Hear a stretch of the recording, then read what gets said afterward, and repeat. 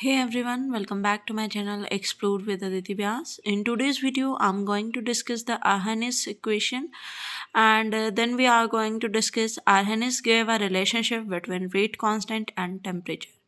But that, if you are new to my channel, please subscribe to it so you will get the further important updates about these videos. Alright, so here in the black box, we have write the Arrhenius equation.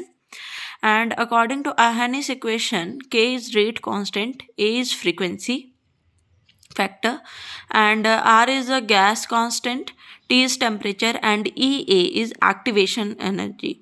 Now, one question arises: what is activation energy? So, the excess amount of energy which must be supplied to reactants to undergo chemical reaction is known as or called as activation energy.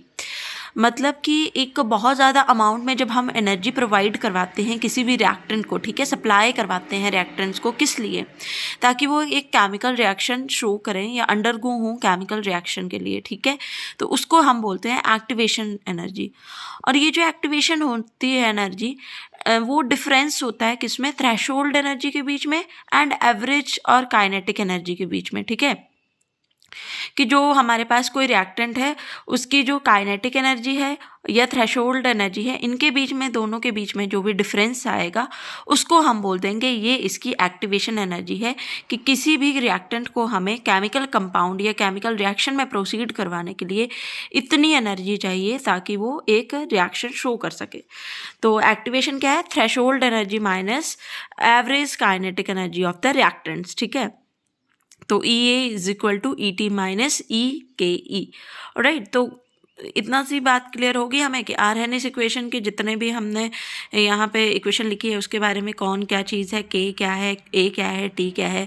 उसके बाद बात कर ली हमने activation energy की, तो activation energy हमें पता लगी कि किसी भी रिएक्टेंट को कंपाउंड में कन्वर्ट करने के लिए जो एनर्जी हम सप्लाई करेंगे दैट इज़ एक्टिवेशन एनर्जी। और ये एक्टिवेशन एनर्जी है, डिफरेंस है थ्रेशोल्ड और काइनेटिक एनर्जी के बीच में।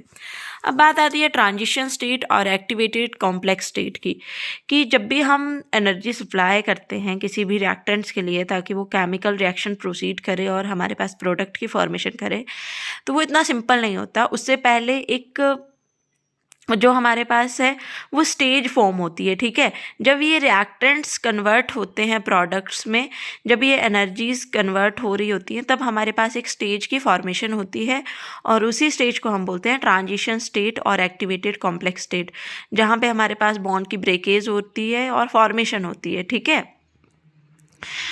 when the colloidal molecules possess the kinetic energy equal to EA, ठीक है। जब हमारे पास कोलाइडियल मॉलिक्यूल्स जो हैं उनकी काइनेटिक एनर्जी किसके इक्वल हो जाती है? EA की, ठीक है।